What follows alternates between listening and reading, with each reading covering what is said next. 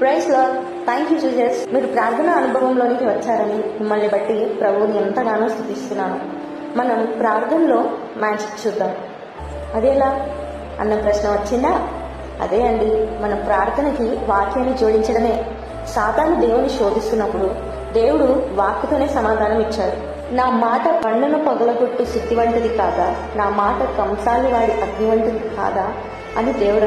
మరి అలాంటి మాటలు దేవుడు మన పరిశుద్ధ గ్రంథంలో ఇచ్చారు. ఆ మాటల్ని పట్టుకొని మనం దేవుణ్ణి అడిగినప్పుడు బండలాంటి సమస్యలే కావచ్చు, బండలాంటి హృదయాలే కావచ్చు, దేవుడు ఆ వాక్యంని మనం ఎంతగా పట్టుకొని విశ్వాసంతో అడుగుతామో అంతగా వాటన్నిటినీ పగలగొట్టడానికి సిద్ధంగా ఉన్నాడు. అదే మాటలు సాతానుని ఓడించడానికి కూడా ఎంతో ఉపయోగపడు. మన విశ్వాసాన్ని మన మాటల్లో, మన క్రియల్లో కనపరుస్తున్నప్పుడు, మన ప్రార్థనలో వాక్యాన్ని జోడించినప్పుడు ఎంతో అందంగా అద్భుతాలను చూడగలుగుతాం. మీకు ఒక ఎగ్జాంపుల్ చెప్తాను. ఎవరో నేను బాగా తిడుతున్నారు, నీ తప్పు లేకుండా అరుస్తున్నారు.